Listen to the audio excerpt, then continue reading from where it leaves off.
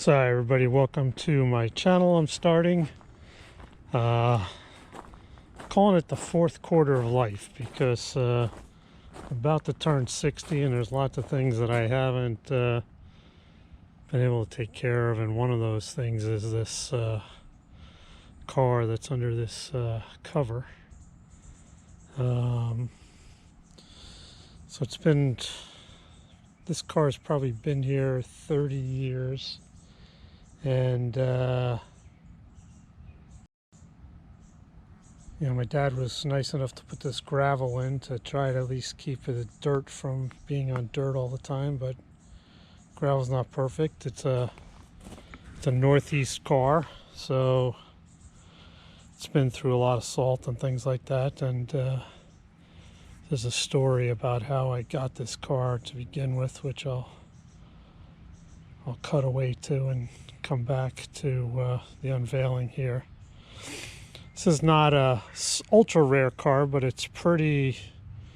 It's got its unique capabilities. So let me go through, kind of trying to take this cover off with one hand. So up until about 2 years ago, I hadn't really done much to the car, and then 2 years ago, I started taking the wheels off to try to see if I can move it. So the car is currently at my mom's house. I don't live too far away, but my biggest problem is I haven't had a garage. So I've been dealing with no garage for the last X amount of years. And that's kind of put me in this position. I have this blue tarp on it, which kind of makes sure that it stays dry. But my mom doesn't like looking out the kitchen window at the blue tarp, so we had to kind of put this nicer cover over it.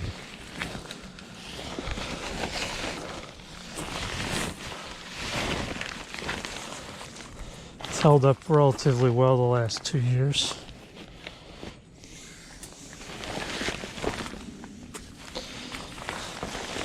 As you can see back here, I'm going to be inundated with poison ivy, so not fun, but probably should have brought something to kill that first. So I have some bungees that go through the middle of the car, kind of hold this top down. Using these little bungee hold things, it worked out pretty well.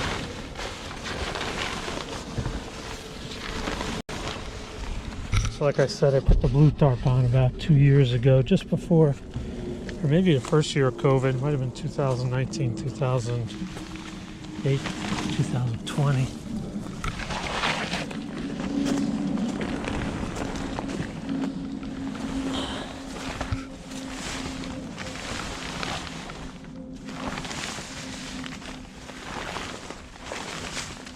Is that a rip?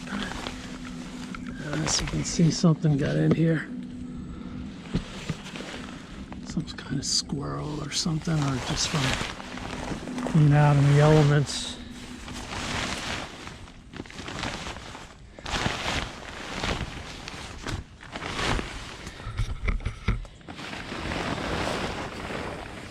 Starting to reveal things here, not much.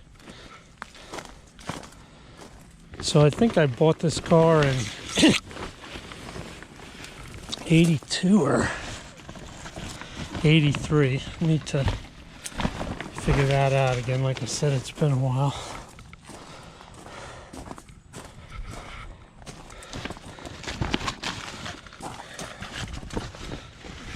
Figure out where all these bungee cords are.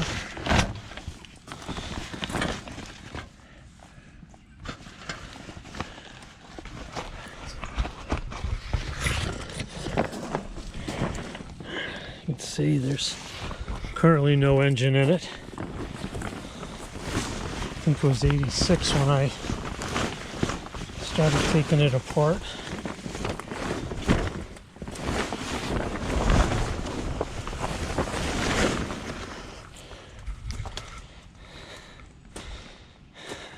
2 years ago, I threw this lattice on it because the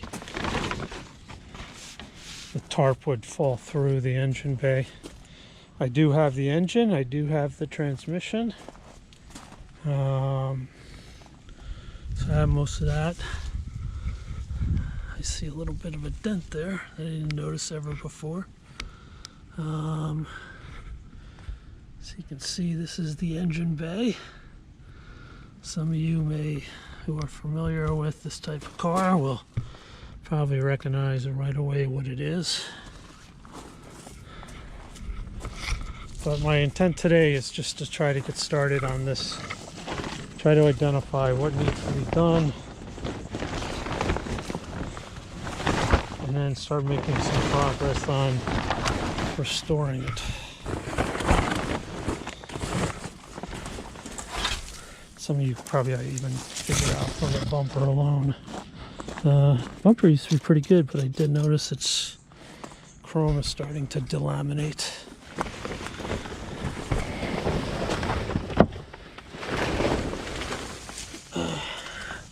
These branches are starting to get in the way, but I hesitate to cut them because my mom probably doesn't want to see the car anymore, and she has to.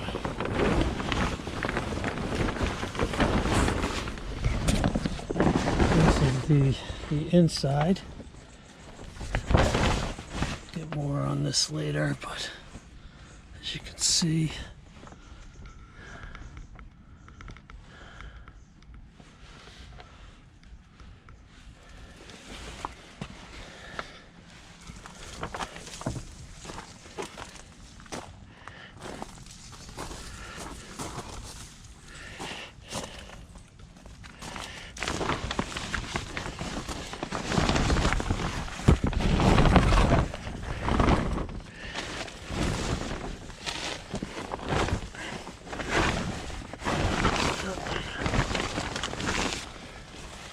so as you can see, it's a convertible, and it's only been in the last 2 years that the top has really split in like this. You can see you got some ants that have found a nice dry spot. That's another reason for opening this thing up a lot more.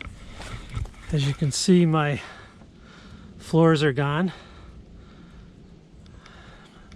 Took the dash out, took most of the stuff out that I could save. I probably should have taken this pump out for the top. Maybe that's something I can do in the next couple of days just to kind of save that stuff. You can see the leaves are starting to pile up underneath the car, so that's something I need to do. Like I said, it hasn't been moved, but to me the key is this pedal right here, right? So yes, it's got a third pedal. It is a 4-speed car. Let's see what the VIN, I don't remember exactly what the VIN is, but VIN's still on here. You can see the cowl, like all the cowls have gotten water into them, but the cowl itself is good, but the area just below, which I forget it's called, is there. So it has power brakes, but it does not have power steering. And the other nice thing about it is that it is a big block car. This is a 490, or excuse me, 490. This is a 390 4-barrel car. The firewall seems pretty good, and these front rails seem pretty good, although I need to get into them. It's manual steering, which the big 390 FE in front can make it interesting. The shock towers are good. You know what, the part that concerns me about these, maybe it's not that bad, is this area right here. You know, where the two pieces of metal come together, but I'm sure that can be cut out and re-welded. There's a lot of leaves in here, trying to keep the moisture off it at least, even if the leaves get in. But yeah, I think if I can get a blower, I can blow some of this dirt out just to keep it from rusting anymore. So the front rails look like they might be in good shape. There's the battery box. Those things always rust out. Here's the matching VIN on the front inner fender, and that matches. You know, still have some of the old stickers still on here. I forget what this car had. I think it had close to 100-something thousand miles on it.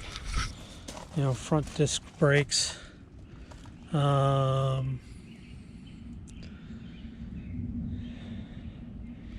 know, and I have all the parts. You can see though my torque box has a little bit of a hole in it right there.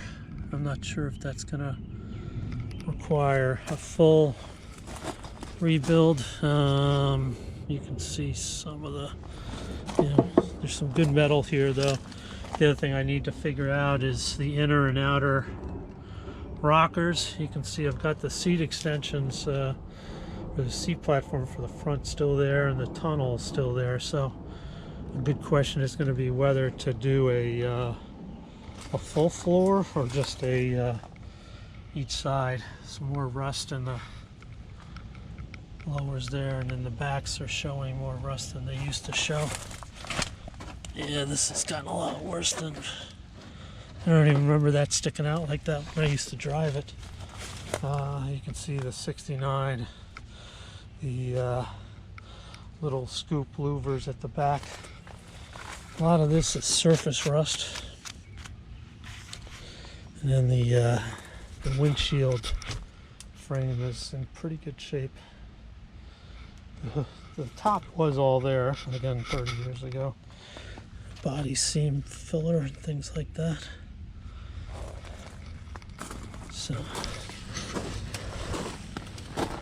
So it's got a conventional rear end. I think it's a 323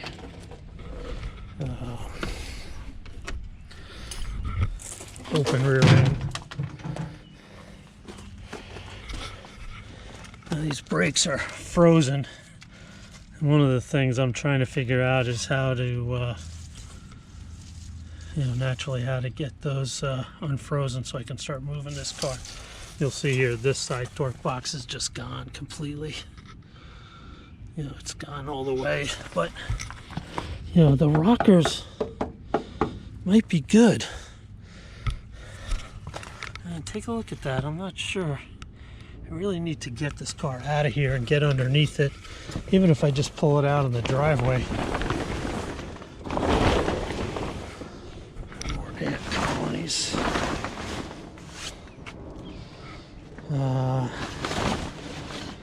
Again, this is the passenger side, so some rust. You know, not too bad. Got to get all these leaves out of here. Should never have left that in here like that. Again, the power top. Here's the rockers on this side. This is the rear valance with the GT. So the other thing I forgot to mention is this is a GT. So 69 was the last year for the GT. You know, and you couldn't get a Mach 1 in a convertible, and the Mach 1 is finally what kind of caused the GT to go away. But if you couldn't get a Mach 1 in a convertible, you had to order the GT if you wanted some of the suspension stuff. So you see we get a lot more surface rust. This was never like this when I parked it, but you know, it's to be expected. I'm going to go around the other side to try to get into the trunk area. You know, but my intent is to try to get this thing up and running, whether it takes 2 years, 3 years, or whatever. I've had this car for now what I think is 40 years.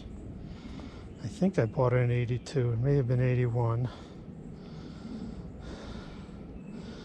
It's not as bad as it looks, I think. And part of what I'm hoping is that, you know, there's a lot of experts out there who know more than I know and can kind of fill me in on a lot of these things.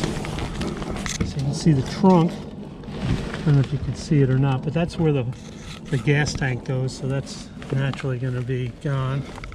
And then these side rockers, or the side panels, and the inner wheel wells are something I'm going to have to look at more when I can get this thing out.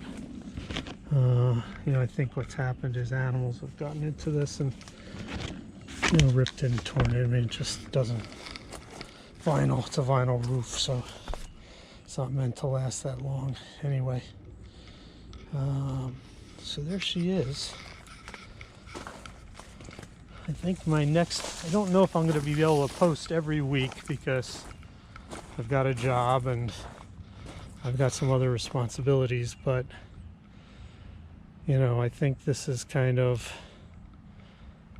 my barn find, and you know, hoping to give you guys just some background on it and hopefully one day see this driving. And if I can't do that, then finding it the right home to get it to, because I think it's a car that's worth saving. I think it's got some unique features. You don't find too many big block GTs, 4-speed cars. And I think it's got a lot going for it, maybe more than I even thought it did previously. And the story of how I got this car is interesting too. So like I said,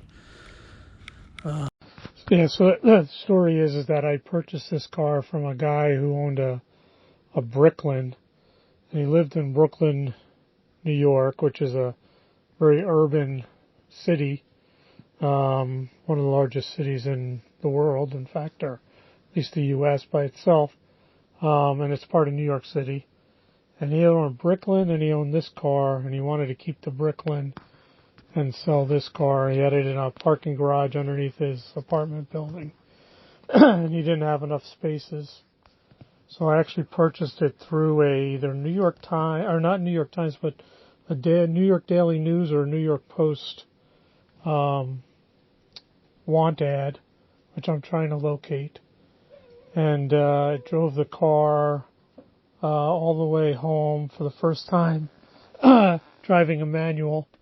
Drove it all the way home from Brooklyn over to Verrazano Bridge to New Jersey. So more information about that, and I'll decode the data plate and some other information hopefully I can find as we go along. I'll include that. That makes this interesting. I think one of the other things that makes this car very sentimental to me is it was technically my first car. Met my wife dating in this car, taught her how to drive stick. You know, she was my girlfriend at the time, and you know, so it was very interesting from that perspective too. So I look to try to get more stuff out. I did move the car from my mother's to my house, and I do have some video of that, and I hope to get that out in the next week or two. So thanks for those who have watched. Hopefully you can stay along for the ride. Hopefully the ride won't take too long, but I don't think it's going to be a year. It's going to be a while. But, you know, I think I'm going to try to do things the right way. And if you've never done this before, whether you're in that fourth quarter of life or in your first, second, or third quarter, you know, I'm just trying to inspire you guys maybe to do some stuff, and also to get some feedback on what I'm doing to make sure that I'm doing it right, since I'm no expert at this. So thanks. So please like, subscribe, and share, and I look forward to hopefully getting my next video out shortly.